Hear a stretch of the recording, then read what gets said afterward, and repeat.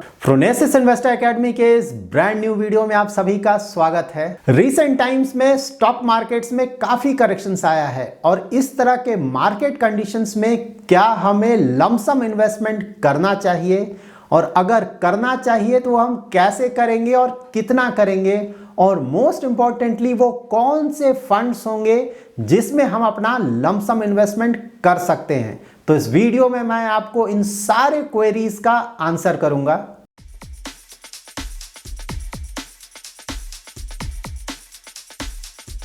So now क्या हमें इस मार्केट में लमसम इन्वेस्टमेंट करना चाहिए? तो आंसर है यस, हमें इस मार्केट में लमसम इन्वेस्टमेंट करना चाहिए। सो नाउ दैट ये क्लियर हो गया कि इस मार्केट में हमें लमसम इन्वेस्टमेंट करना चाहिए, तो अब जो नेक्स्ट क्वेरी है वो ये है कि लमसम इन्वेस्टमेंट हम कितना करें और कैसे करें। इस क्वेरी के आंसर को समझने के लिए सबसे पहले हम ये जानना होगा कि ये स्टॉक मार्केट्स गिर क्यों रहे हैं और जिस भी कारण से स्टॉक मार्केट गिर रहा है वो कारण क्या अभी भी प्रिवेलेंट हैं। तो स्टॉक मार्केट में जो करेक्शंस आ रहा है वो मोस्टली इसलिए आ रहा है क्योंकि वर्ल्ड वाइड अगर आप देखें तो ज़्यादातर कंट्रीज में इन्फ्लेशन काफ़ी तेज़ी से बढ़ रहा है और जब इन्फ्लेशन बढ़ रहा है तो उसके कारण जो सेंट्रल बैंक्स हैं, respective central banks in countries के, वो अपना इंटरेस्ट रेट्स भी बढ़ा रहे हैं ताकि इन्फ्लेशन को कंट्रोल किया जा सके। तो करेंटली अगर आप इन्फ्लेशन देखें तो ये बढ़ता जा रहा है और नेक्स्ट फ्यू मंथ्स तक भी ये एक्सपेक्टेड है कि ये ऊपर ही जाएगा और इन्फ्लेशन जब तक बढ़ता रहेगा तब तक सेंट्रल बैंक्स अपना इंटरेस्ट रेट्स बढ़ाते रहेंगे।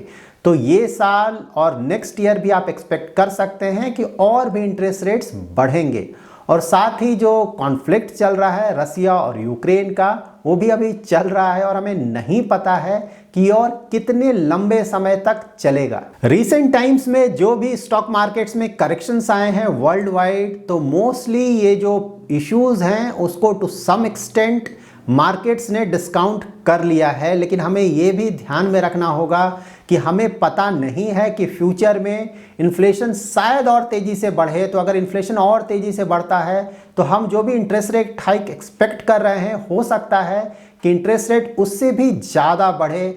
सिमिलरली जो कॉन्फ्लिक्ट चल रहा है वो हो सकता है फ्यूचर में और भी ज़्यादा एस्केलेट हो जाए। तो अगर ये इश्यूज होते हैं तो स्टॉक मार्केट्स में ऑफ कोर्स और भी करेक्शंस आ सकते हैं। सो नाउ इन सभी बातों को ध्यान में रख के हमें अपना इन्वेस्टमेंट स्ट्रैटेजी बनाना होगा। तो ऑफ कोर्स मार्केट्स में करेक्शंस तो काफ़ी आए हैं, तो लमसम इन्वेस्टमेंट्स हम अभी फिलहाल जरूर करेंगे, लेकिन साथ ही हम ये भी ध्यान में रखेंगे कि और भी करेक्शंस आ सकते हैं, इसीलिए हम अपना पूरा पैसा एक साथ अभी इन्वेस्ट नहीं करेंगे। लमसम इन्वेस्टमेंट के रिगार्डिंग मैंने आपको हमेशा ही बोला है, इनफैक्ट लास्ट फ्यू मंथ से मैं आपको बोल रहा हूं कि आप अपने पैसे को 3 to 4 पार्ट्स में डिवाइड करें। बट नाउ मैं आपको बोल सकता हूं कि आपका जो भी पैसा है जिसे कि आप इक्विटी में इन्वेस्ट करना चाहते हैं उसे आप 2 to 3 पार्ट्स में डिवाइड कर सकते हैं और फिलहाल आउट ऑफ दोज 2 या 3 पार्ट्स एक पार्ट आप इन्वेस्ट करें और रेस्ट जो आपको 1 या 2 पार्ट्स बचता है उसे आप फिर से इन्वेस्ट करें जब स्टॉक मार्केट्स में अबाउट 5 to 10% का और करेक्शंस आ जाए। अगर आप एक ऐसे इन्वेस्टर हैं जिसके पास अभी सरप्लस पैसा है जो कि आप इक्विटीज में इन्वेस्ट कर सकें, तो करेंटली और नियर फ्यूचर में आपके लिए इन्वेस्टमेंट्स करने का ये काफ़ी अच्छा समय है। और अगर आप एक ऐसे इन्वेस्टर हैं जिसने ऑलरेडी अपना पूरा पैसा इन्वेस्ट कर दिया है तो आपके लिए भी कोई टेंशन की बात नहीं है, क्योंकि अगर आपने अपना रिस्क एपेटाइट, इन्वेस्टमेंट होराइजन को ध्यान में रखकर अच्छे फंड्स में इन्वेस्टमेंट किया है तो लॉन्ग टर्म में आपको अच्छे रिटर्न्स मिलेंगे। क्योंकि ये जो भी मार्केट में करेक्शन आया है ये 5 या 10 या 20 ईयर्स के बाद ये सेम मार्केट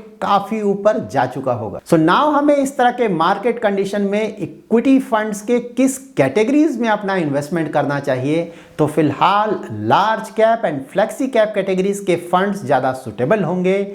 लेकिन अगर आपका investment horizon very long term का है और आपका रिस्क एपेटाइट एग्रेसिव है तो आप कुछ एक्सपोजर मिड कैप और स्मॉल कैप स्टॉक्स में भी ले सकते हैं। किसी भी इक्विटी म्यूचुअल फंड में अपना इन्वेस्टमेंट करते वक्त आप ये ध्यान में रखें कि इक्विटी फंड्स काफी ज्यादा रिस्की होते हैं, तो आप इन इक्विटी फंड्स में तभी अपना इन्वेस्टमेंट करें जब आप काफी ज्यादा रिस्क ले सकते हैं और आपका इन्वेस्टमेंट होराइजन एटलीस्ट 5 इयर्स का जरूर हो। नाउ हम उन फंड्स के बारे में जानेंगे जिसमें हम अपना लमसम इन्वेस्टमेंट कर सकते हैं। इस वीडियो में मैं आपको इस फंड के सिर्फ परफॉर्मेंस के बारे में आपको बताऊंगा। मैं जिन भी फंड्स के बारे में आपको बता रहा हूं, अगर आपको उन फंड्स के बारे में डिटेल से जानना है तो उन सारे कैटेगरीज और सारे फंड्स के डिटेल वीडियोस हमारे यूट्यूब चैनल में आपको मिल जाएगा। Let's start with large cap category funds. Large cap category में मैंने इंडेक्स फंड्स और एक्टिवली मैनेज्ड म्यूचुअल फंड्स दोनों को इंक्लूड किया है।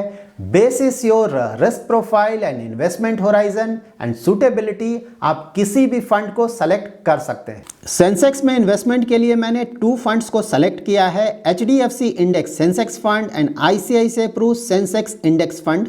यहाँ पर आप इन दोनों फंड्स के AUM that is asset under management और साथ ही इनका performance across 4 horizon that is 1 year, 3 year, 5 year and 10 year with respect to its benchmark check कर सकते हैं।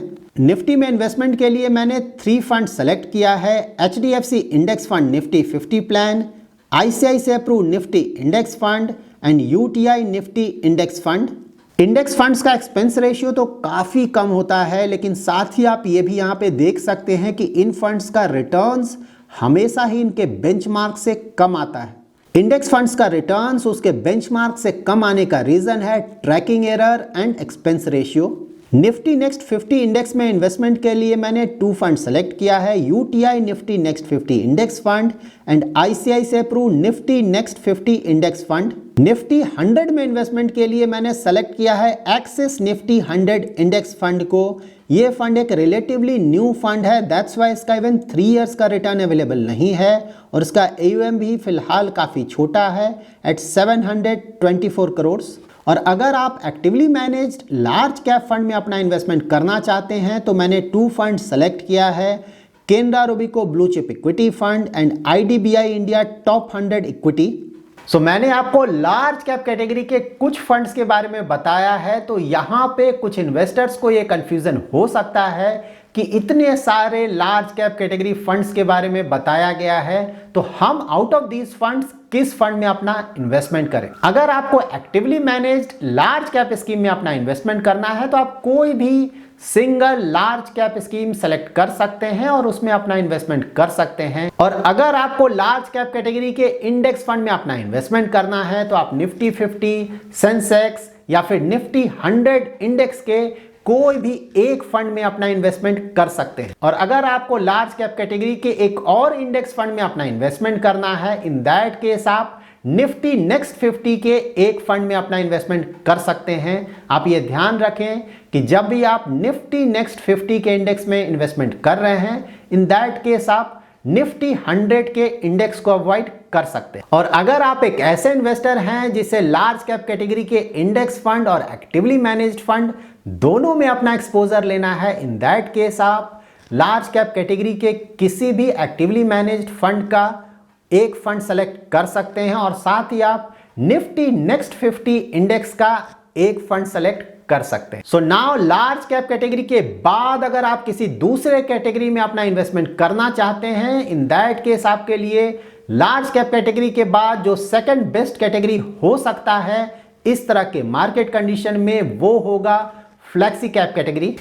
फ्लेक्सी कैप कैटेगरी में मैंने 3 फंड सेलेक्ट किया है, Parag Parikh flexi cap fund, PGIM India flexi cap fund and UTI flexi cap fund.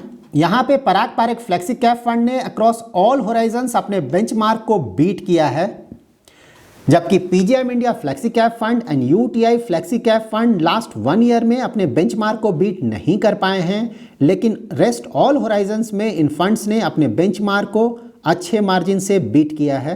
So that's it in this video. ये video educational purpose के लिए बनाया गया है। अगर आप किसी भी फंड में अपना इन्वेस्टमेंट करना चाहते हैं तो आप अपने इन्वेस्टमेंट एडवाइजर से जरूर कंसल्ट करें। अगर आपको ये वीडियो पसंद आया है तो जरूर लाइक एंड शेयर करें, और अगर अभी तक आपने हमारा YouTube चैनल सब्सक्राइब नहीं किया है तो जरूर सब्सक्राइब करें। Thanks lot for watching.